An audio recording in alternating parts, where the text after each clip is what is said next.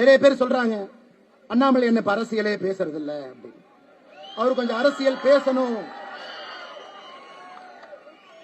அண்ணாமலை என்ன கொஞ்சம் அரசியல் பேசணும், பழைய மாதிரி பேசணும். ஐயா, இந்த உலகத்தில் அரசியல் பேசுறது தான் ரொம்ப எளிமையான ஒரு வேலைங்க ஐயா.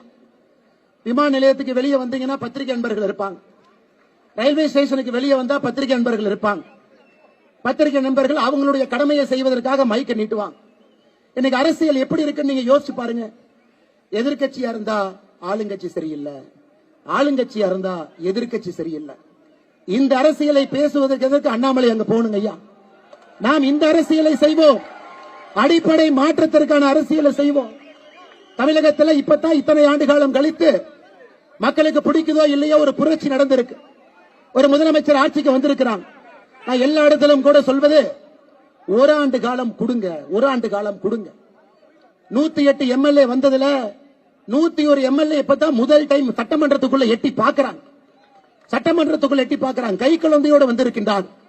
மொத்த 234 எம்எல்ஏ 154 பேர் முதல் முறையாக சட்டப்பேரவைக்குள்ள 2026 தேர்தலுக்கு பிறகு கால் எடுத்து வைத்திருக்கின்றார்.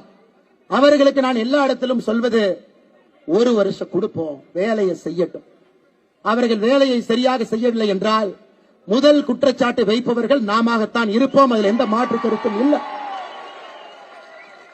ஆட்சிக்கு வந்து இன்னைக்கு 100 நாள் கூட ஆகல, செய்யட்டும், பார்ப்போம். சில விஷயங்கள் சரியா செய்யறாங்க, சில விஷயங்கள் தவறா செய்யறாங்க. தவறுகள் செய்யும் பொழுது நாம் சுட்டி காட்டுகின்றோம், அதையும் சில இடத்துல திருத்திக் கொண்டிருக்கின்றார்கள். அரசு செய்யக்கூடிய வேலையை நாமும் செக் பண்ணி அவர்களுக்கு ரிப்போர்ட் கொடுக்கிறோம்.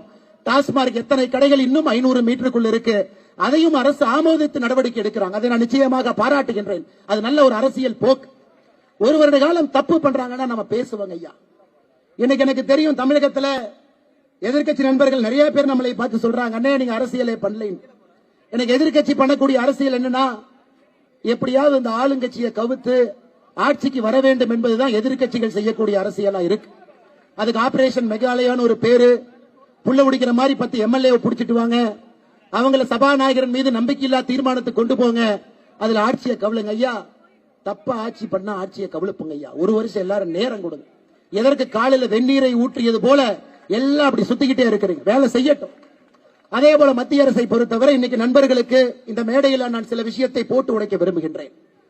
எனக்கு நிறைய நம்முடைய பிஜேபி நண்பர்களாக இருக்கட்டும், மாற்றுக் கட்சி நண்பர்களாக இருக்கட்டும், அண்ணாமலை என்ன பிஜேபி விட்டு வரலீங்க, அவர் பிஜேபி பி டீமுங்க. அவர் டெல்லி எப்படி போனார் பாத்தீங்களா? ஜம்முன்னு போனார், 4 நாள் ரிசைன் பண்றார். அமித்ஷாவை பார்த்தார், எல்லாத்தையும் பார்த்தார், ஆனா சண்டையே போடலையே. சண்டை போட்டா தானே அவர் பிஜேபிக்கு எதிரி, சண்டையே போடலையே அவர்.